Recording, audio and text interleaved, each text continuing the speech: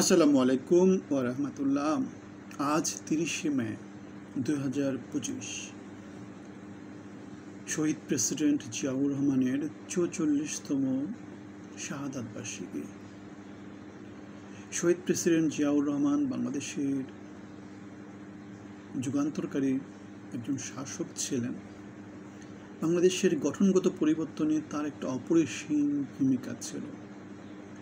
তলাবিহীন ঝুড়ির যে বাংলাদেশ, তাকে তিনি একটা সঠিক দিক নির্দেশনা দিয়েছিলেন এবং দেশকে প্রচণ্ড গতিতে এগিয়ে নিচ্ছিলেন উন্নয়নের পথে, গণতন্ত্রের পথে, মানবিকতার পথে, সাম্য ন্যায় বিচারের পথে। শহীদ প্রেসিডেন্ট জিয়াউর রহমান বাংলাদেশের স্বাধীনতা ঘোষণা করেছিলেন।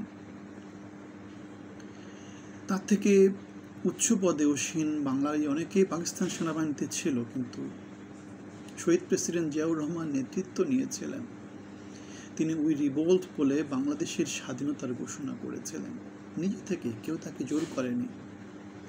তিনি যখন দেখেছিলেন পাকিস্তানিরা অস্ত্র নিয়ে আসতেছে, পাকিস্তানিরা বাঙালিদের উপর ঝাঁপিয়ে পড়ছে, পাকিস্তানিরা জাহাজ ভর্তি করে গোলা বারুদ নিয়ে আসছে বাঙালিদের উপর আক্রমণ করার জন্য, তখন তিনি সমমনা কিছু বাঙালিদেরকে নিয়ে চিটাগং থেকে উই রিভোল্ট বলে জীবনের পরোয়া না করে স্বাধীনতা যুদ্ধে ঝাঁপিয়ে পড়েছিলেন এবং বাংলাদেশের স্বাধীনতা ঘোষণা করেছিলেন। তিনি বাংলাদেশের স্বাধীনতার ঘোষক।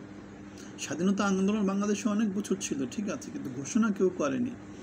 সর্বপ্রথম ঘোষণাটা করেছিলেন শহীদ প্রেসিডেন্ট জিয়াউর রহমান এবং সারা পৃথিবীর মানুষের কাছে সাহায্য চেয়েছিলেন, হাত বাড়িয়ে দেওয়ার জন্য। অমানবিক যে অত্যাচার, যে অনাচার, যে গণহত্যা বাঙালিদের উপর চালিয়েছিল, সেগুলোর বিচার হিসেবে বাংলাদেশ স্বাধীনতার দাবি করেছিল।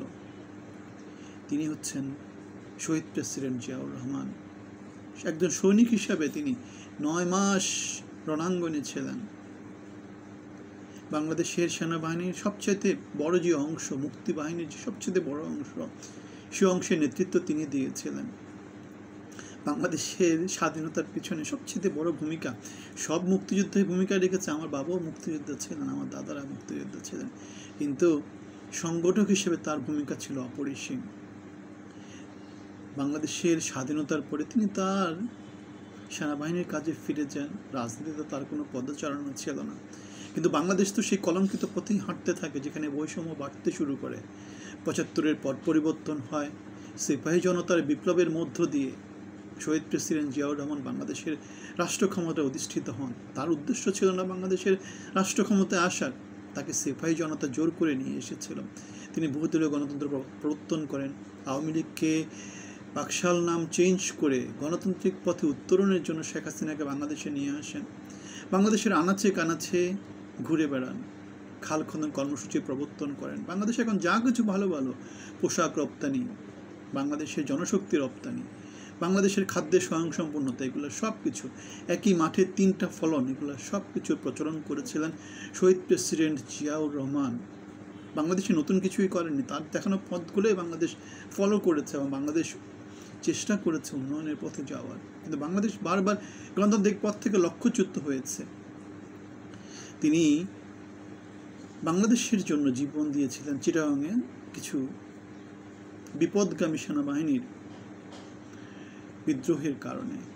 এখন তার দল, বাংলাদেশ জাতীয়তাবাদী দল, বাংলাদেশে আপোষহীন, গণতন্ত্রের প্রশ্নে আপোষহীন। ৮৬-র যে বেঈমান যারা ছিল, তাদের থেকে বেগম খালেদা জিয়া বা বাংলাদেশ জাতীয়তাবাদী দলকে বেঈমান এটা পৃথক করেছে, আপোষহীন নেতৃত্ব পৃথক করেছে। রাজনীতি তাদেরকে পৃথক করেনি। বাংলাদেশের মানুষের জন্য, গণমানুষের জন্য তাদের যে ত্যাগ তিতিক্ষা, সেটা তাদেরকে পৃথক করেছে। রাজনীতি তাদেরকে পৃথক করেনি। তারা কখনো বাংলাদেশের সাথে বেইমানি করেনি এবং সেজন্যই শহীদ প্রেসিডেন্ট জিয়াউর রহমানের বিদায়কালীন সময়ে মহানায়কের যে বিদায়টা হয়েছিল সংসদ ভবনে, বাংলাদেশে মানুষ লোকারণ্য হয়েছিল। এরকম বাংলাদেশ আগে কখনো দেখেনি, বাংলাদেশ আগে কখনো দেখেনি। সুতরাং তার দল, বাংলাদেশ জাতীয়তাবাদী দল, শহীদ জিয়ার দল, বেগম খালেদা জিয়ার দল অথবা তারেক জিয়ার দল, বাংলাদেশের রাষ্ট্র ক্ষমতায় আসার চেষ্টা করছে। 17 বছরের ফ্যাসিজম বিরোধী সংগ্রাম করেছে গণতন্ত্রের জন্য। সেজন্যই খালেদা জিয়াকে বলা হয় মাদার অফ ডেমোক্রেসি, সেজন্যই বলা হয় আপসহীন নেতৃত্ব, সেজন্যই জিয়াউর রহমানকে বলা হয় মহানায়ক। তারা একটা লিগেসি রেখে গেছে, তারা একটা শাসনতন্ত্রের একটা ধারাবাহিকতা রেখে গেছে, যেখানে বাংলাদেশের প্রশ্নে কখনো কোনো আপোষ হয়নি, নেতৃত্বের প্রশ্নে কখনো আপোষ হয়নি, গঠনমূলক সমাজের প্রশ্নে কখনো আপোষ হয়নি। মহানায়কের অন্তিম দিনে স্মরণ করছি তাদের নেতৃত্বের নানা কিছু। সিঙ্গাপুরের লি কুয়ান ইউর সাথে জাতীয়তাবাদী চেতনায় সিঙ্গাপুরকে যিনি পরিবর্তন করে দিয়েছিলেন, একটা ছেলে পাড়া থেকে এখন এশিয়ার মধ্যে উন্নয়নের শ্রেষ্ঠ রোল মডেল, উন্নয়নের শ্রেষ্ঠ রোল মডেল। সুতরাং বাংলাদেশ জাতীয়তাবাদী দল যদি সঠিক নেতৃত্ব দিতে পারে, তাদের যেই জনমানুষের কাছে যে গ্রহণযোগ্যতা আছে সেটাকে পুঁজি করে যদি তারা বাংলাদেশের জন্য কাজ করে, সমাজের প্রত্যেকটা অঙ্গন থেকে যদি সঠিক নেতৃত্বকে তারা সামনে নিয়ে আসে, অবশ্যই বাংলাদেশ পরিবর্তন আসবে। 55 বছর পরিবর্তন আসেনি তো কী হয়েছে? পরিবর্তন আসতে খুব বেশি সময় লাগে না, পরিবর্তন আসতে খুব বেশি সময় লাগে না। কোন বেরিয়ে বলে কি কাজ হবে সেই জিনিসপত্রগুলো যদি আমরা ইন্টিগ্রেশনে চলে যাই, তখনই বাংলাদেশে পরিবর্তন আসবে। ইন্টিগ্রেটেড একটা সমাজ যদি বাংলাদেশে তৈরি করতে পারি। লি কুয়ান ইউ কী করেছিল? সমাজের মধ্যে সাম্যতা নিয়ে এসেছিল, সবার মধ্যে ভ্রাতৃত্ববোধ নিয়ে এসেছিল, সবাইকে শিক্ষিত করেছিল, উন্নয়নের প্রশ্নে কখনো আপোষ করেনি, শিল্পায়নের প্রশ্নে কখনো আপোষ করেনি, জ্ঞান বিজ্ঞানের প্রতি কখনো আপোষ করেনি, অন্যায় অনাচার মবতান্ত্রিক সমাজের দিকে কখনো যায়নি। এই তো ছিল উন্নয়ন, আর কি, এর বেশি কিছু না। এগুলোকে জাস্ট একটা ফ্রেমওয়ার্কের মধ্যে ফেলে দিতে হবে, এগুলোকে জাস্ট একটা ফ্রেমওয়ার্কের মধ্যে ফেলে দিতে হবে। এই তো। সবাই ভালো থাকবেন। ইন্না লিল্লাহি ওয়া ইন্না ইলাইহি রাজিউন। আল্লাহ সবার ভালো করুন।